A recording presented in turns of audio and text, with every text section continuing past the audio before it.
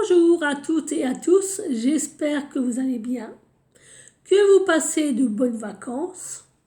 Je voulais vous remercier encore et toujours de votre fidélité, et je viens de m'apercevoir que mes lunettes sont sales.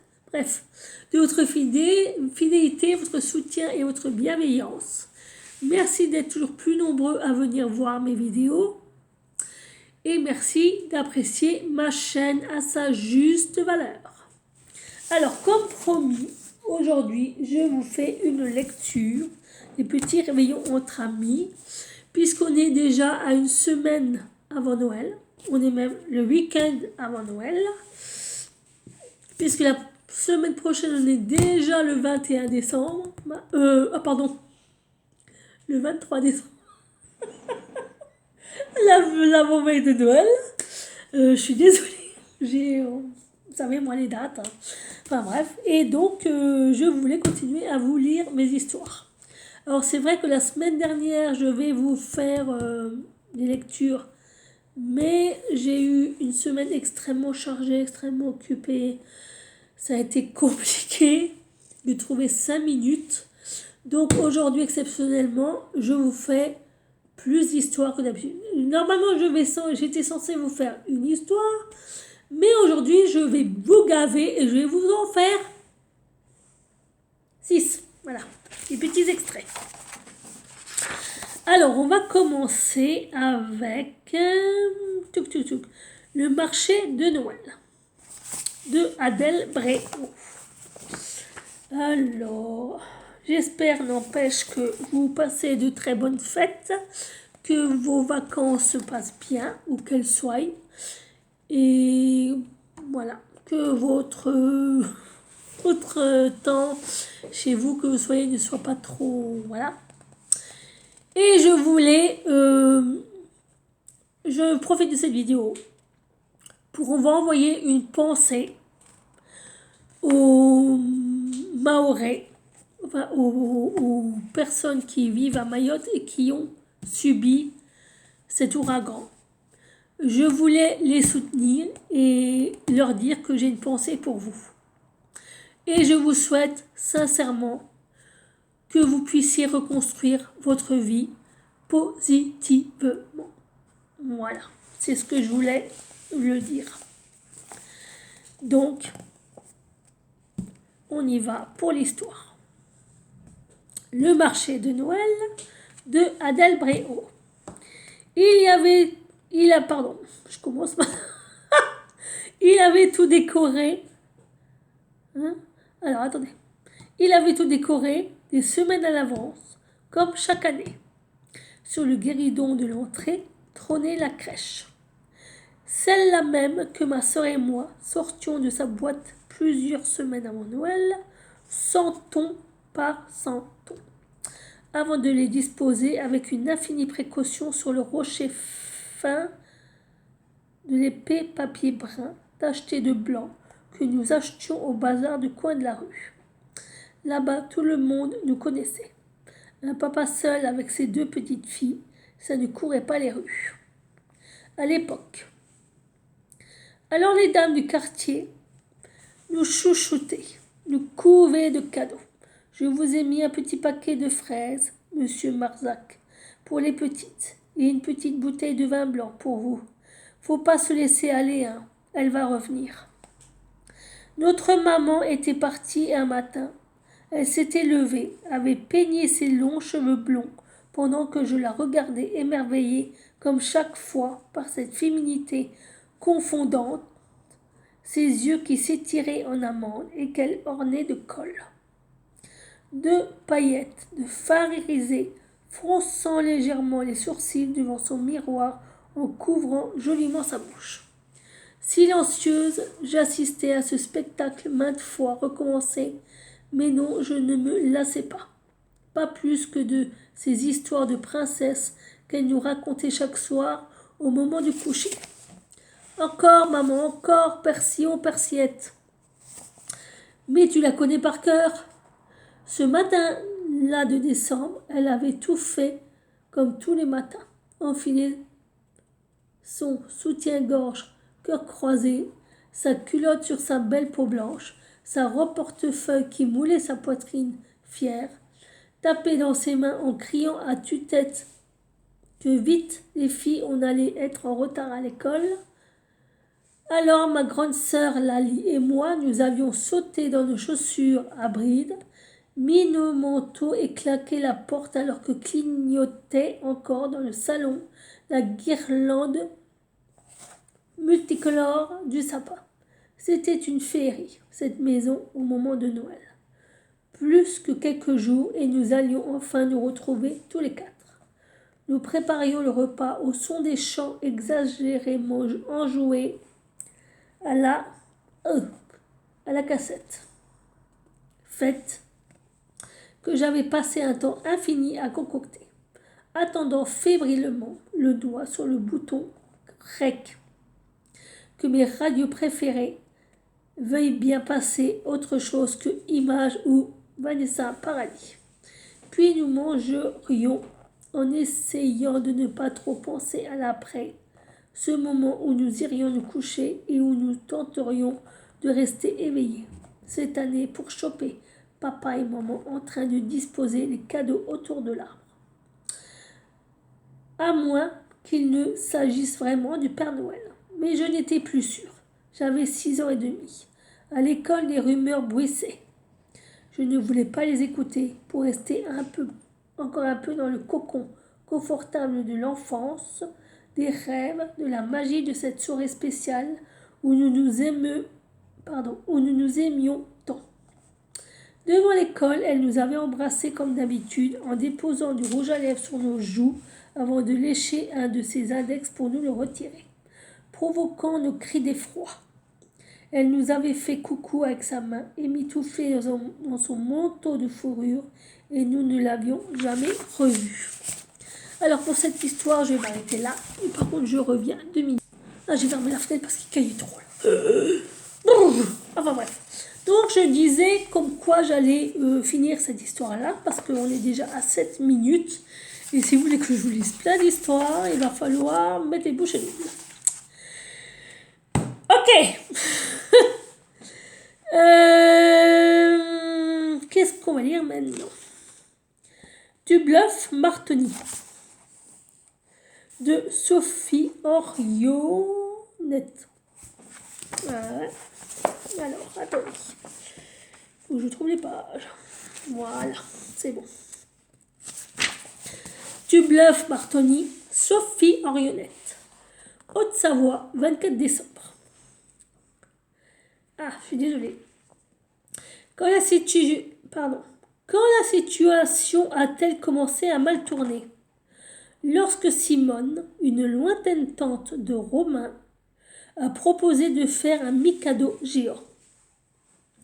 Quand l'oncle Phil a reculé dans la voiture de son beau-frère, lequel, après être passé par toutes les teintes du Pantone, a fait un malaise vagal, pardon. Ou bien lorsque la mère de Romain m'a intimé de passer un paréo pour faire honneur au thème Caraïbes et Laponie, qu'elle avait imposé pour, je cite, changer un peu. La pièce du tissu bariolé vient compléter un pull affublé d'un renne clignotant que la grand-mère de Romain m'a tendu dans les 30 secondes qui ont suivi mon arrivée dans le chalet. Je m'affale dans un large fauteuil, niant le boîtier des piles qui malmène mes côtes et me pelotonne contre le seul îlot de réconfort dans les parages. 1,80 m, une barbe entretenue et des yeux gris. Romain. C'est que tu portes plutôt pas mal la chemise hawaïenne, dis donc. Tu trouves aussi que ça renforce mon petit côté magnum, se renfrogne mon amoureux. En revanche, tu aurais pu préparer un trombinoscope. Ce n'est plus une famille, c'est une communauté. Pauline, 5 ans de côté du... Ah non. Pauline, 5 ans... Ah pardon. Pauline. 5 sœurs du côté de ma mère. Fratrie de 4 du côté de papa. Franchement, personne ne t'en voudra si quelques prénoms t'échappent. Je souris à des inconnus qui me dévisagent comme si j'étais le dernier animal exotique débarqué aux eaux et regrette déjà la fameuse dinde façon calcinade de ma mère. Tu peux me rappeler pourquoi j'ai accepté de passer le réveillon ici? Parce que je me suis coltiné ta famille bien plus souvent que toi la mienne, souffle Romain. Pas faux. Mais est-il seulement gravé dans le marbre que l'équité est de mise en matière de famille? Je ne juge pas, je questionne. Tu sais que je fais le maximum avec ta mère.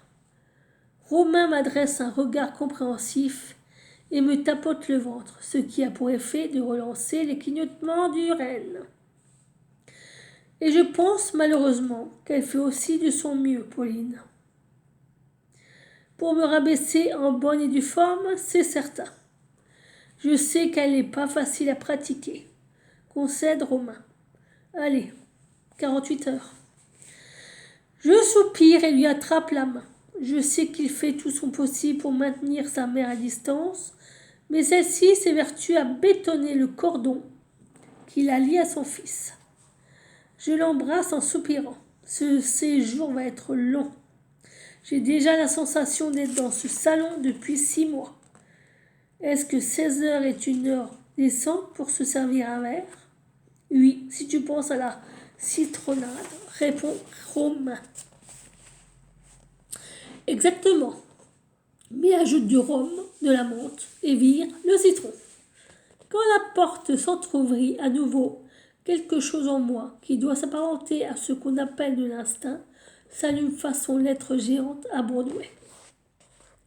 Une cousine, dis-je en désignant une jeune femme que je soupçonne plus certainement s'être égarée à la sortie d'un défilé Simon Perel. Romain ne répond pas, mais ouvre grand la bouche et saute sur ses pieds. Je découvre de façon concomitante qu'il a des gènes de carpe-coy et de kangourou. Mais, finit-il par laisser échapper en recouvrant l'usage de la parole.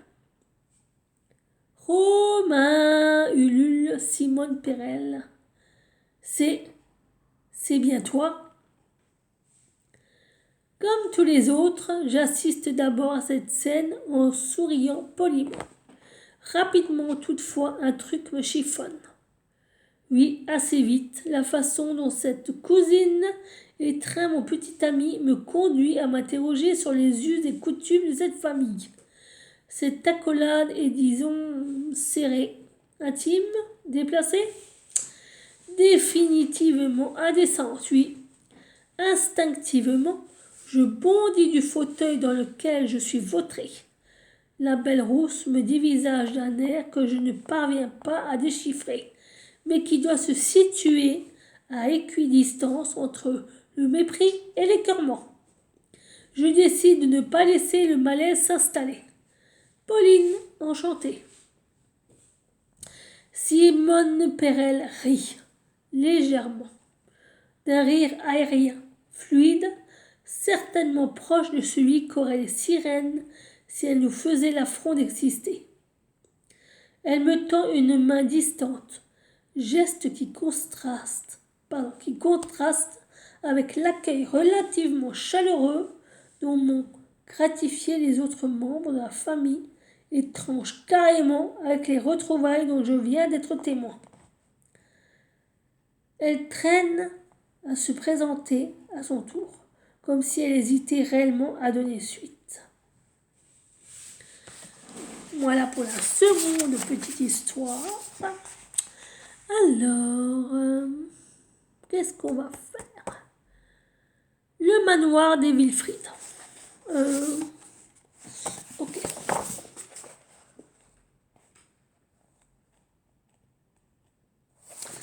Le manoir des Wilfrid. Isabelle Alexis. Noël 2016. D'aussi loin que je me souvienne, j'ai toujours connu la famille de Wilfrid. Leur haut manoir à l'architecture normande, assumé et aux volets dont les teintes bleu nuit dominaient notre village de Basse-Normandie. Françoise Wilfried et ma mère sont amies depuis l'enfance.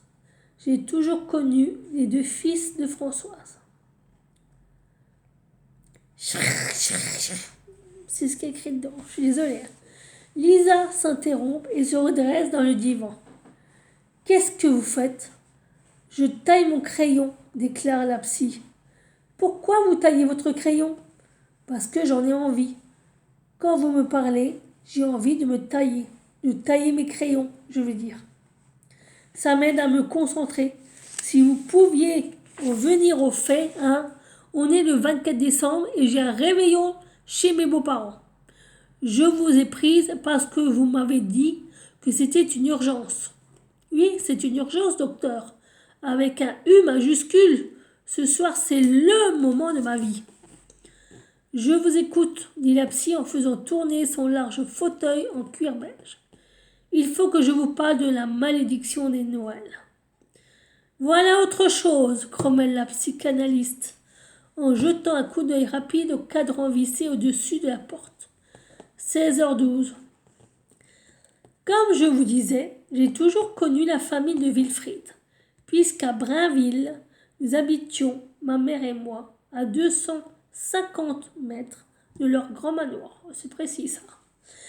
Mon père est mort quand j'avais 10 ans. Longue maladie, comme on dit pudiquement. Ma mère et la baronne sont amies depuis l'enfance, ayant passé leur scolarité ensemble. À l'époque, Françoise Wilfried n'était pas baronne et ne s'appelait pas de Wilfried. Non. Son nom de jeune fille était Crochon. Ce qui fait qu'elle n'a pas perdu au change en se mariant. Ses deux fils, Nicolas et Maxime, n'ont que quelques années de plus que moi. Excusez-moi. Dans mes souvenirs d'enfance, Nicolas est plutôt grand, sûr de lui, sage avant l'heure. Maxime, le plus jeune, est un doux dingue qui saute, escalade, tombe, se relève, éclate de rire. Il est imitateur et aime se lancer dans les impros ou dans les airs. Ça dépend. Vu qu'il collectionne les fractures ouvertes.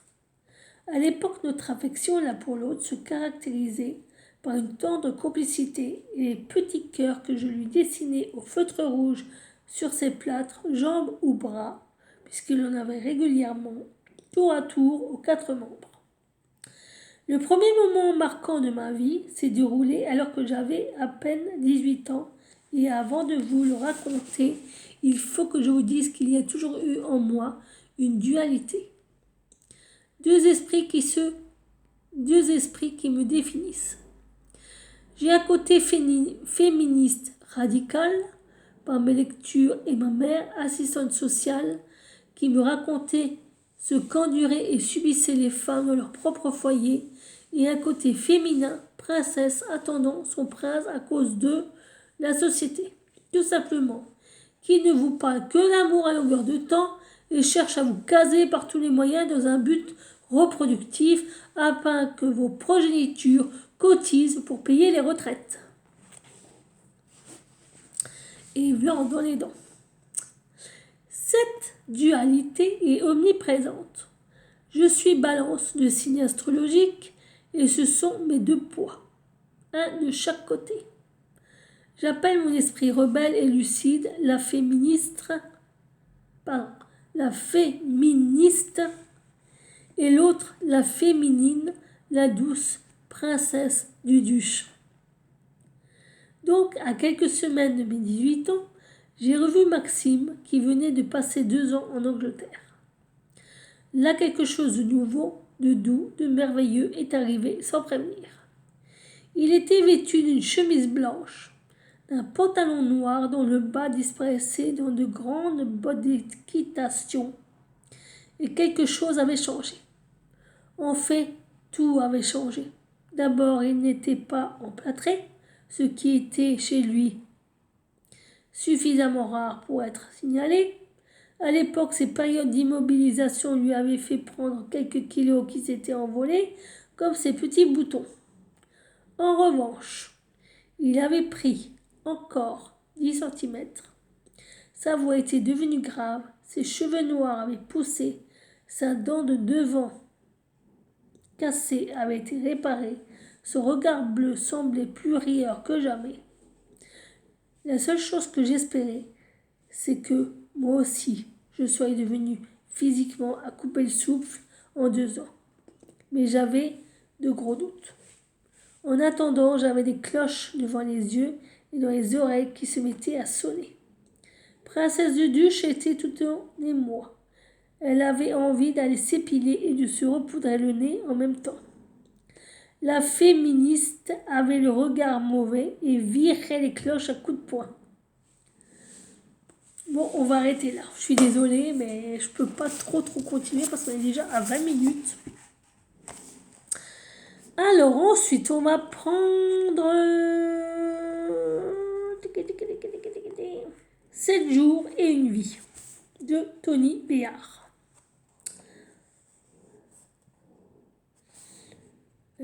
536. Voilà. J'espère que les lectures vous plaisent.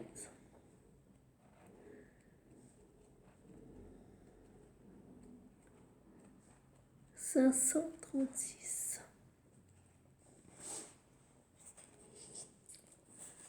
7 jours et une vie de Tony Béard. 18 décembre. De quelle année? On ne sait pas. Ce matin-là, Mira ouvrit les yeux avec le sentiment qu'il fallait changer quelque chose dans sa vie. Il faisait encore nuit noire en ce jour froid de décembre et l'envie de rester blottie sous sa couette était forte. Pourtant, comme tous les matins, elle sauta du lit, enfila un gros pull et un jeans sur sa nuisette en dentelle, se glissa dans ses bottes en caoutchouc et sortit dans la cour pour dérouler le tuyau d'arrosage. Chacun a une routine différente au réveil. Certains prennent leur petit déjeuner sitôt levé. Certains allument la radio, s'offrent un running, une séance de méditation ou de yoga. D'autres se précipitent sous la douche. D'autres encore, après avoir fait taire leur réveil pour la 10e fois, sautent dans leurs vêtements de la veille et courent au boulot sans manger ni s'être lavés. Mira, elle, déroulait le tuyau d'arrosage et nettoyait la cour. Une grande cour pavée aux grosses pierres polies par le passage du temps. Elle était la gardienne du 19 bis boulevard Montmartre, un immeuble haussmannien des grands boulevards, et prenait son entretien très à cœur. Le long des murs étaient alignées de nombreuses plantes en pot qu'elle chouchoutait avec amour. Sous le porche trônait le grand sapin de Noël qu'elle avait décoré tout en rouge et blanc le week-end précédent. 8 Noël approchaient et Mira frissonna. Une fois de plus, elle serait seule dans sa loge. Le smartphone connecté avec Bucarest. À travers la vidéo, elle serait avec Petru, son fils, Irina, sa belle-fille, et sa petite fille de 8 ans baptisée Maria en son honneur. Pour fêter Noël en roumain. Elle les verrait déguster leur repas de fête et se régaler de cozonac. Cette délicieuse brioche farcie de fruits secs, typique des réveillons en Roumanie. Alors, petite parenthèse, si je prononce mal ces noms, j'en suis désolée. Je m'excuse déjà à l'avance. Pomponnée et parée de ses plus beaux bijoux baroques, Mira leur souriait tout en buvant de la vodka pure, en prétendant que c'est de l'eau. Maline. Puis elle leur enverrait des bisous à travers l'écran et irait se coucher ivre, morte. heureuse d'avoir une fois de plus surmonté l'épreuve et donné le change. Mira se ressaisit et tourna le robinet d'eau glacée. Première étape, rincer toute la cour au jet. Deuxième étape, arroser les plantes. Troisième étape, laver le pavage sous le porche à grande eau. Dernière étape, ouvrir la porte cochère et nettoyer le vaste trottoir qui s'étendait jusqu'à la chaussée.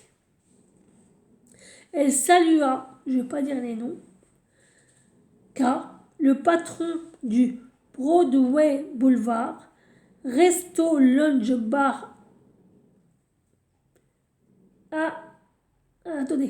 Resto Lunch Bar qui occupait le rez-de-chaussée de l'immeuble.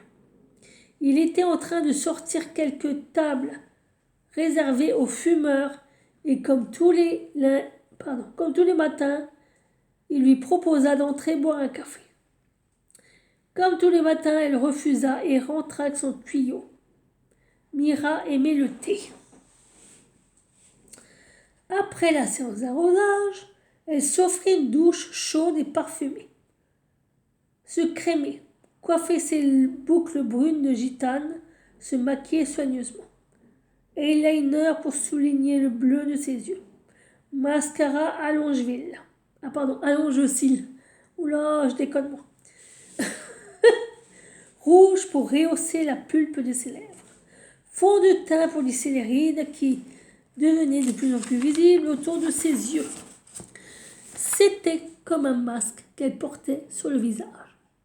À 64 ans, Mira luttait contre le déclin annoncé à coups de bijoux, de maquillage et de vêtements colorés. Enfin parée de ce qu'elle nommait ses caches-misères, la gardienne glissait un CD de Maria Callas, son idole dans son lecteur, se préparait un thé noir et parfumé dans son vieux samovar et se faisait griller 2 tranches de pain en se jurant de ne pas en manger une de plus.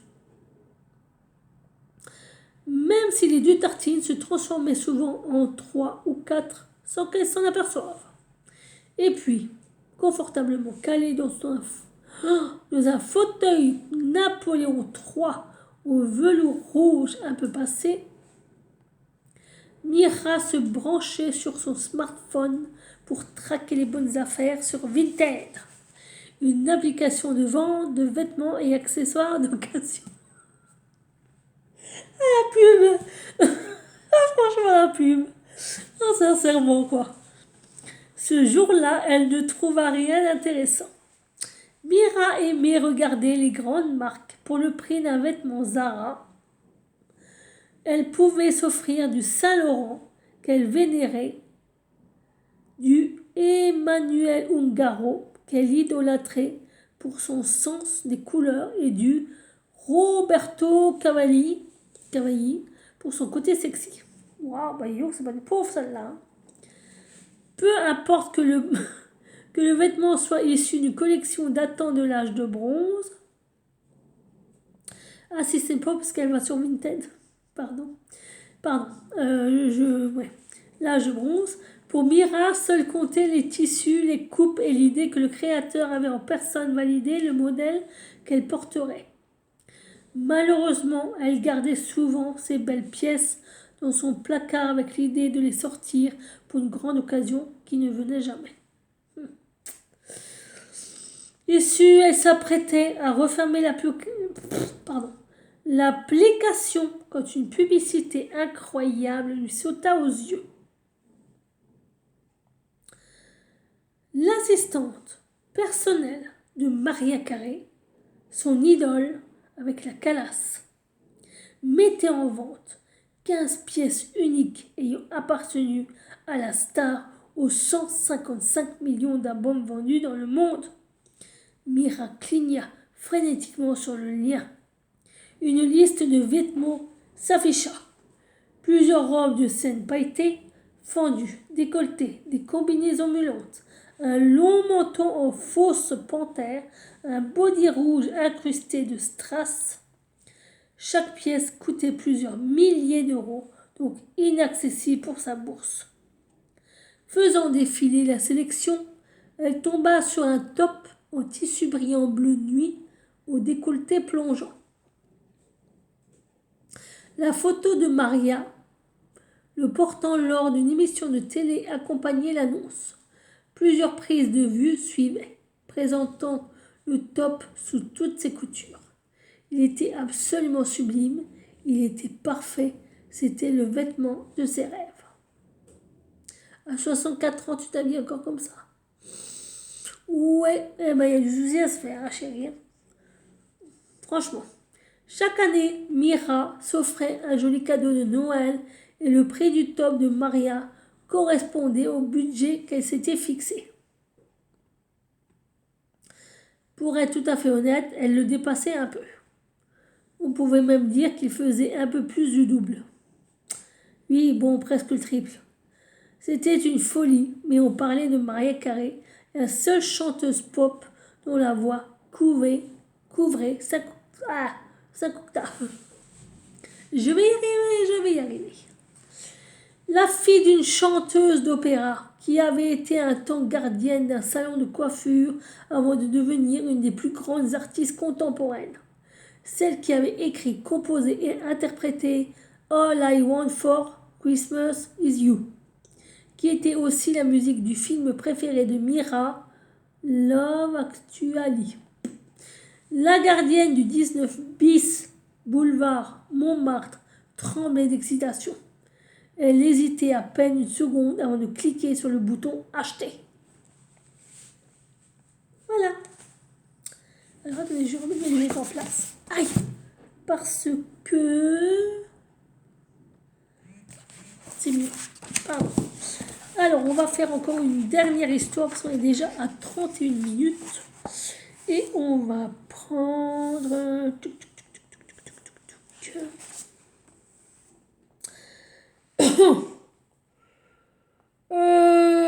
Calm, Keep Calm. Alors, attendez, c'est en anglais. Keep Calm et Love Christmas de Marianne Levy. Ok, donc, attendez, 2 minutes. 2 minutes, 2 minutes, 2 minutes, 2 minutes. Pas une de plus, hein, deux. Bref, alors on commence. Voilà. J'ai du mal ce matin. J'ai du mal, je suis un peu fatiguée, je dois bien l'avouer. Donc, on y va cool. Bah ouais. Keep calm, keep. Alors attendez, en plus c'est en anglais. Keep calm et love Christmas. Bref, Marianne Levy. Avec un accent absolument horrible français. Bref, anglais. On s'en fout. Peu importe. Ok. Bon. Sam Miller voulait la peau de Frank Sinatra. Il lui souhaitait une mort lente, si possible atrocement douloureuse, une agonie humiliante, sur la scène du plus grand casino de Las Vegas, au milieu d'une troupe de danseurs à demi nus déguisés en sapin de Noël à paillettes, qui s'époumoneraient en chœur au son des trompettes de l'orchestre Goodbye Frankie, Goodbye. Je ne sais pas qui c'est, je ne connais pas, je suis comme vous, je lis ce qu'il y a écrit. Sam savait que Sigmund Freud avait trouvé qu'il avait un gros problème. Sigmund Freud, c'est pas dans les années 1800? Non, parce que... Alors, il y a Frank Sinatra, Sam Miller, je sais pas qui c'est. Frank Sinatra, je connais, c'est un chanteur. Mais Freud, Sigmund Freud, c'est un psychanalyste. Ah, d'accord, je viens oui, ça y est, ouais. Je vais relire la phrase parce que Sam savait que Sigmund Freud aurait trouvé qu'il avait un gros problème. Pfiou, ah là là, vous savez, hein. il aurait eu raison. Et pas seulement parce que Frankie était déjà mort depuis 18 ans. Rêver éveillé d'un truc pareil pour un psychanalyste renommé, c'était limite une faute professionnelle. D'accord, je commence à percuter là, parce que je vais me dire, mais ça n'a... Vous voyez, ce genre d'histoire, c'est bien, il y a du rebondissement, mais comme je vous ai dit, des fois, ça n'a ni queue ni tête. Je sais pas, c'est bizarre. Bref. Mais le docteur Samuel Miller n'y pouvait rien. Depuis qu'il avait débarqué à l'aéroport JFK, Sinatra le suivait à la trace. D'accord. Dans l'aérogare submergé par l'hystérie collective des passagers, dans le taxi qui le conduisait vers Manhattan, dans le lobby de l'hôtel Pierre, face à Central Park où il avait posé ses valises. Sinatra encore et toujours avec Santa, ses rennes, son lait de poule, ses flocons de neige et son bonheur dégoulinant. Attention, Sam n'avait pas de souci avec le principe du bonheur. C'est le bonheur que Frankie lui souhaitait qui lui tapait ce système. La vie est injuste, se dit Sam en remontant la 5e avenue. Le crooner aux yeux clairs se prenait pour quelqu'un d'autre. Mais c'était un peu de sa faute aussi. Sinatra avait-il vraiment besoin de faire croire à la terre entière que les miracles de Noël existent? Que la paix régnera un jour dans le monde? Ou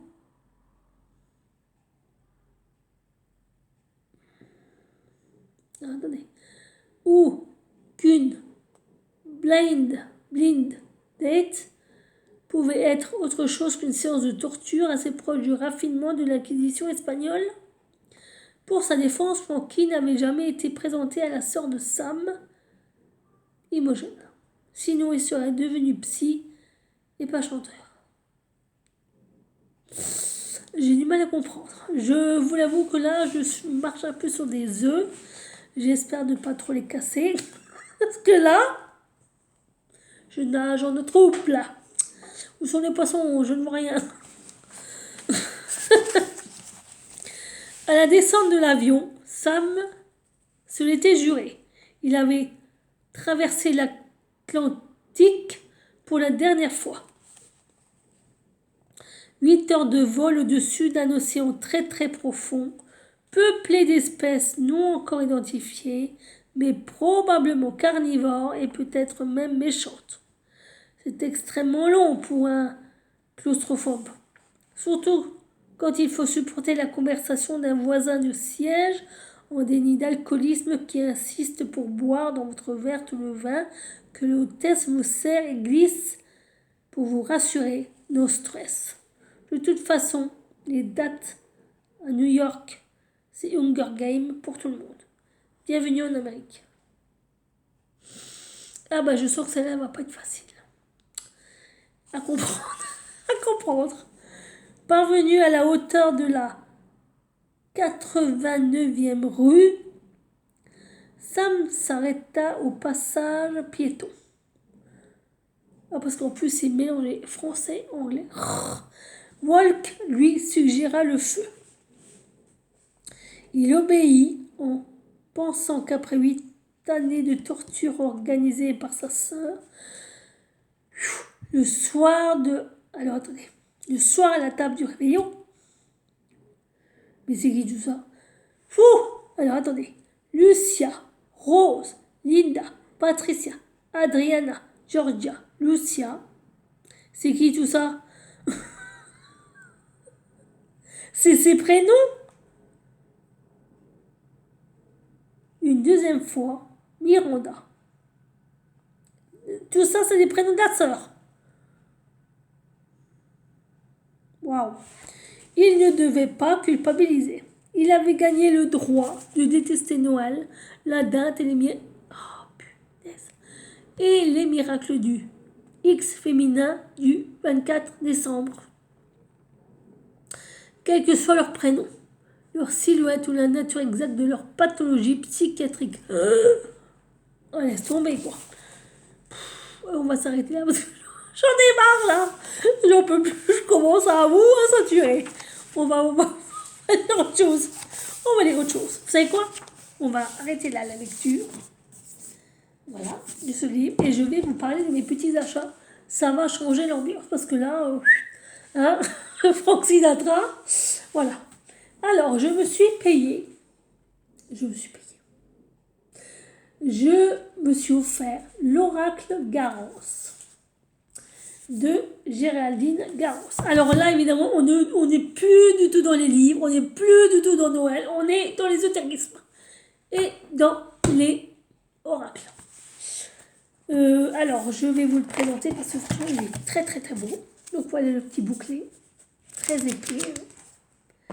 Je vous le présente comme je m'ai envoyé succinctement. Enfin bref, vite fait. Voilà, le dos. La tranche est dorée. Et il y a 56 cartes avec des bordures, vous voyez, de toutes les couleurs et une particulière dont je vous parlerai une prochaine fois. Donc voilà, je trouve que ces cartes sont absolument magnifiques. Vous voyez, elles sont purement instinctives. Elles ont un taux vibratoire très fort, très élevé. C'est waouh, c'est incroyable. Ça me donne carrément des frissons. Bon, chaque fois que j'ai ce jeu en main, je vous jure, j'ai des frissons. Ça me traverse les chines. Hein. Je peux pas dire un autre mot. Je me suis repris de l'encens de benjoin. Alors, j'aime pas tellement ce genre d'encens comme ça. Parce que comme c'est fabriqué à la main, en général, les encens qui sont comme ça, je les purifie avant de les utiliser. Pour être sûr que toutes les énergies négatives qui ont été mises sur l'encens sont virées. Je me suis... C'est quoi là? Me suis acheté Le Monde Enchanté de Walt Disney, Les Pays des Merveilles. J'en ai pris... alors j'ai le bleu, le rouge, le orange... Alors attendez. Le bleu, le rouge, le orange, le turquoise, et il y en a un autre.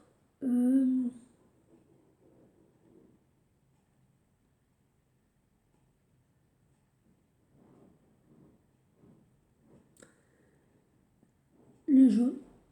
Non, pas possible. Attendez, je sais plus. Le bleu. Alors il y a le bleu, il y a l'orange, ça c'est sûr. Le bleu, l'orange, le turquoise. Ah, je sais plus. Les autres, je sais plus. Je les ai trouvés sur Vinted. Je me suis dit, ah tiens, c'est pas cher. Je les ai pris. Je ne me rappelle plus. Je me rappelle plus du tout. Il n'y a rien là-dedans. Voilà, je me rappelle plus du tout. Je me rappelle plus. Je sais qu'il y en a 8. Mais alors, les couleurs, je sais qu'il y en a 4. Je vais en avoir 4 ou 5. Parce qu'il me reste 2 à acheter. Il y a le vert et il y a le jaune. Je sais plus.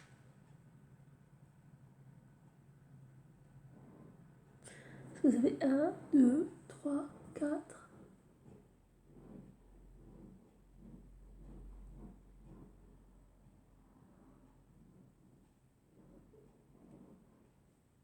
Je sais plus. Enfin bref. Je ne sais plus, je suis désolée. Je me suis acheté une angélite, une célestine et pas une sélénite.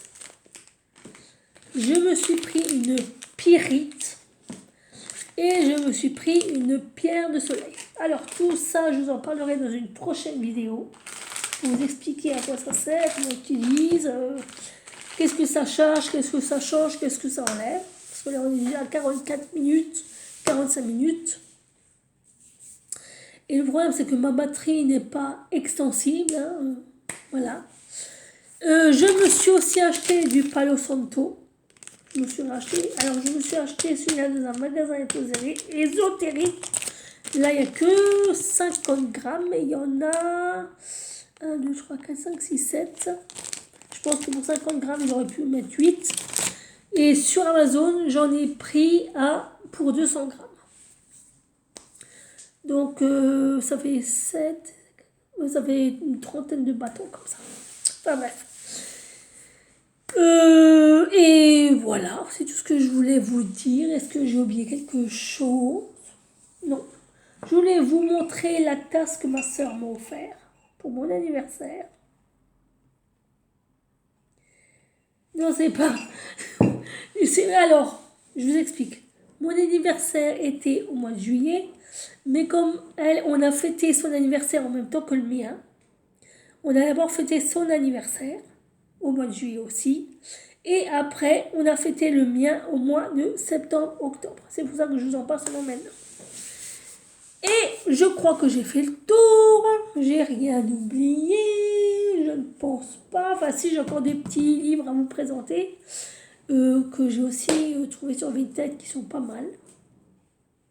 Je vais encore en recevoir d'autres que j'attends avec impatience. Et c'est tout.